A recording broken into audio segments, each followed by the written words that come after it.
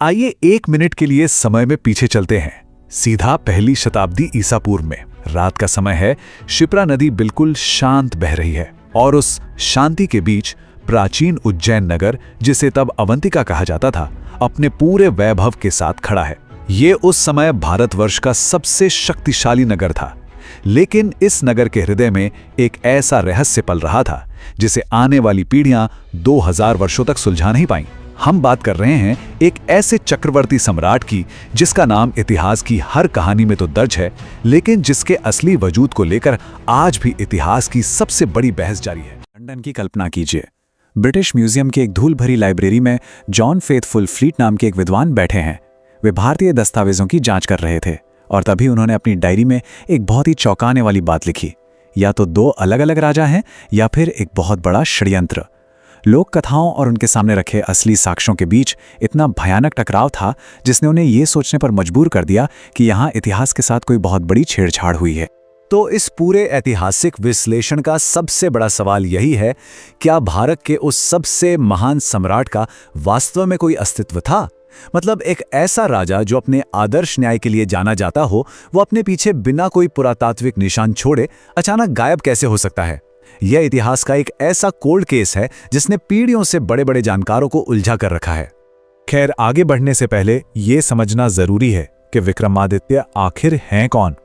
ये सिर्फ एक नाम नहीं है, ये सूर्य के समान शक्तिशाली होने का प्रतीक है। वही राजा जिसके दरबार में कालिदास सहित 9 रत्न थे, जिसने विदेशी शक आक्रमणकारियों को खदेड़ दिया था। बेताल पचीसी की वो कहानियां तो हम सबने सुनी है ना? वो सब इन्हीं के इर्द गिर्द घूमती हैं। ये हमारी संस्कृति की एक बहुत बहुत बड़ी विरासत है। लेकिन यहाँ एक बहुत बड़ा पेंच है। अगर हम अपनी पारंपरिक लोक कथाओं को देखें तो विक्रमादित्य का समय पहली शताब्दी ईसा पूर्व का है।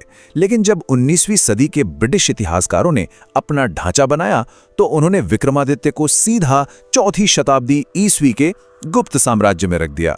पूरे 500 साल का अंतर। ये कोई छोटी मोटी टाइपिंग मिस्टेक नहीं है, ये इतिहास की एक बहुत बड़ी पहेली है। भाग 1, ब्रिटिश फैसला, एक मिथक।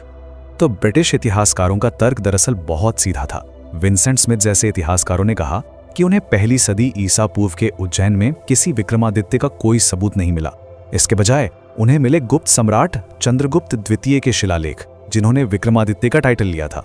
चंद्रगुप्त द्वितीय ने भी शकों को हराया था और उज्जैन उनकी भी राजधानी थी। तो बस इतिहासकारों ने केस बंद कर दिया और कह दिया कि विक्रमादित्य कोई असली इंसान नहीं थे, बस एक मिथक थे जिसका नाम बाद के राजाओं ने इस्तेमाल किया। लेकिन रुकिए, क्या सबूत न मिलने का मतलब हमेशा यह होता है कि वो चीज कभी थी ही नहीं? अगर हम दुनिया भर के प्राचीन इतिहास को देखें तो एक बहुत आम पैटर्न नजर आता है। जब भी कोई नया शासक किसी को हराता था तो वो सबसे पहले उस हारे हुए राजा का नामो निशान मिटा देता था। तो क्या यह संभव है कि शक आक्रमणकारियों ने जानबूझकर विक्रमादित्य के सारे भौतिक प्रमाण नष्ट कर दिए हों? क्या यह इतिहास को मिटाने की एक सोची समझी साजिश थी? भाग 2, जमीन बोलती है, नए सुराग। चलिए अब जरा आधुनिक समय की तरफ बढ़ते हैं। 1875 के फ्लीट के उस संदेह से लेकर 1983, 2005 और हाल ही में 2019 तक एक के बाद एक ऐसे साक्ष्य सामने आने लगे हैं जिन्होंने पुरानी औपनिवेशिक थ्योरीज की जड़ें हिलाकर रख दी हैं। 1983 की वो घटना तो सच में किसी फिल्म के सीन जैसी है। सांची के पास एक साधारण किसान अपने खेत की जुताई कर रहा था। अचानक उसका हल एक हरे रंग के ताम्रपत्र से टकराता है। जब विशेषज्ञों ने उस पर लिखी प्राचीन ब्राह्मी लिपि को पढ़ा तो उसमें साफ साफ विक्रमादित्य का नाम लिखा था। और सबसे बड़ी बात, उसकी डेटिंग बिल्कुल सटीक रूप से पहली शताब्दी ईसा पूर्व की निकली। ये एक बहुत बड़ा प्लॉट ट्विस्ट था। ये इस बात का ठोस भौतिक प्रमाण था कि चंद्रगुप्त द्वितीय से 500 साल पहले भी कोई विक्रमादित्य मौजूद था। और सुराग सिर्फ जमीन के नीचे से ही नहीं मिल रहे थे। 2005 में दिल्ली में एक ऐसी अप्रकाशित पांडुलिपि सामने आई जिसमें उज्जैन के उस काल का इतना सटीक वर्णन है कि उसे सिर्फ एक कल्पना कहना बेवकूफी होगी।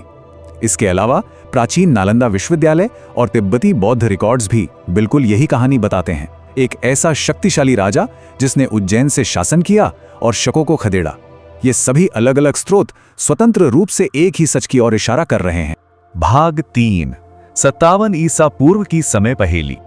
57 ईसा पूर्व ये महज एक संख्या नहीं है, ये इतिहास का वो निर्विवाद साल है जब विक्रम संवत की शुरुआत हुई थी। वही पारंपरिक कैलेंडर जिससे आज भी हमारे त्योहार और तिथियां तय होती हैं। अब यहाँ एक बहुत ही तार्किक सवाल उठता है, क्या एक पूरी तरह से काल्पनिक राजा समय की गणना का एक ऐसा जटिल तंत्र बना सकता है जो अगले 2000 सालों तक चलता रहे? ऐसा तो बिल्कुल नहीं होता।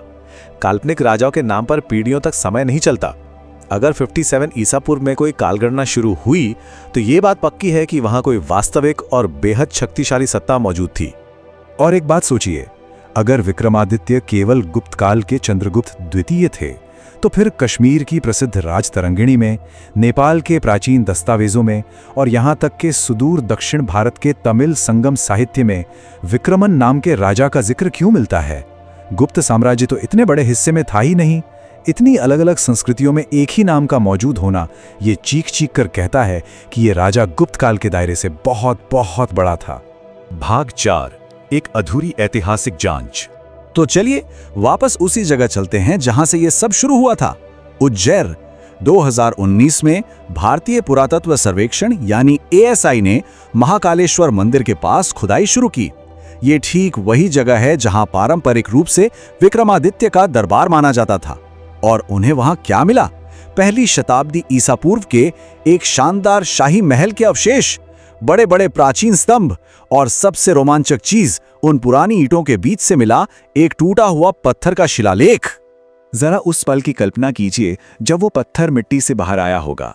उस खंडित शिलालेख पर जो अक्षर आधे मिट चुके थे, उन्हें ध्यान से पढ़ने पर सामने आया वे म दी, एक अधूरा शब्द, एक टूटा हुआ लेकिन बेहद अहम सुराग।